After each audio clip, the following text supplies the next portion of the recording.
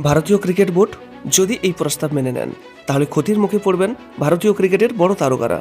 কিন্তু কি সেই প্রস্তাব? ভারতীয় বোর্ডকেই বা এমন প্রস্তাব কে দিলেন, কিংবা ক্ষতির মুখে পড়বেনই বা কারা? হ্যাঁ, এমন একটি প্রস্তাব দিয়েছেন ভারতীয় ক্রিকেটের প্রধান নির্বাচক অজিত আগরকরের নির্বাচক কমিটি। কিন্তু কি সেই প্রস্তাব? হ্যাঁ, তার আগে আমাদের এটা জানা দরকার যে ভারতের আন্তর্জাতিক স্তরে যেসব খেলোয়াড়রা খেলেন তারা তাদের পারফরমেন্স অনুযায়ী বার্ষিক চুক্তিবদ্ধ থাকেন। যেমন এই মুহূর্তে সেই সব ক্রিকেটারদের তাদের পারফরমেন্সের মাপকাঠি অনুযায়ী 4টি ক্যাটাগরিতে বিভক্ত করা হয়ে আছে।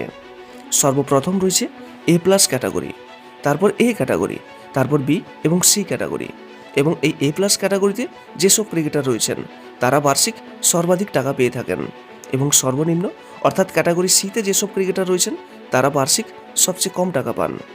এখন কথা হলো, কি সেই প্রস্তাব যেখানে ক্রিকেটারদের ক্ষতি হতে পারে? হ্যাঁ, অজিত আগরকরের নির্বাচক কমিটি বোর্ডের কাছে প্রস্তাব রেখেছেন যে এই A+ ক্যাটাগরি বোর্ড যাতে আর না রাখে। অর্থাৎ এই A+ ক্যাটাগরি রাখার নাকি কোনো প্রয়োজনই নেই। কিন্তু কেনই বা এমন প্রস্তাব অজিত আগরকরের কমিটি আনলেন? হ্যাঁ, তারও কিছু কারণ রয়েছে, সেটাও আমরা জানব।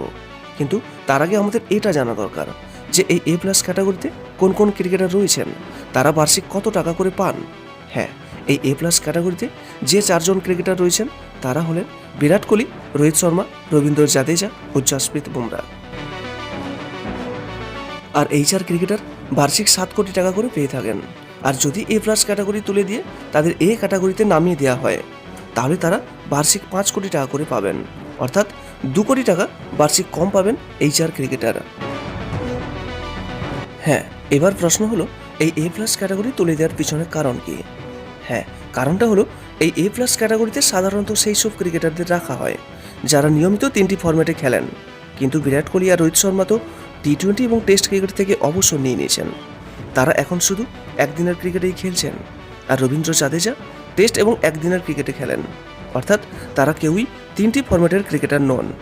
আর বুমরা 3টি ফরম্যাটে খেললেও তিনি নিয়মিত খেলছেন না, তাকে মাঝে মধ্যেই বিশ্রামে রাখা হচ্ছে। তাই এই A+ ক্যাটাগরি তুলে দেওয়ার প্রস্তাব রাখা হয়েছে অজিত আগরকরের নির্বাচক কমিটির তরফ থেকে। তবে আগরকরের কমিটি এই প্রস্তাব ভারতীয় ক্রিকেট বোর্ডের কাছে রাখলেও তাতে সিলমোহর পড়েনি এখনও, এবং এই বিষয়টি নিয়ে পরবর্তী বৈঠকে আলোচনা করা হবে বলে জানা গিয়েছে। আর এই প্রস্তাব নিয়ে আপনার কি মন্তব্য? আপনি এই বিষয়টা কেমনভাবে দেখছেন? অবশ্যই আপনার একটি মূল্যবান মন্তব্য জানাতে ভুলবেন না, এবং ভিডিওটি ভালো লাগলে একটা লাইক করবেন এবং আপনার কাছের মানুষদের কাছেও শেয়ার করবেন। এবং নিয়মিত এরকম আপডেট পেতে আমাদের এই চ্যানেলটিকে অবশ্যই সাবস্ক্রাইব করে রাখবেন। সর্বদা সুস্থ থাকবেন এবং ভালো থাকবেন।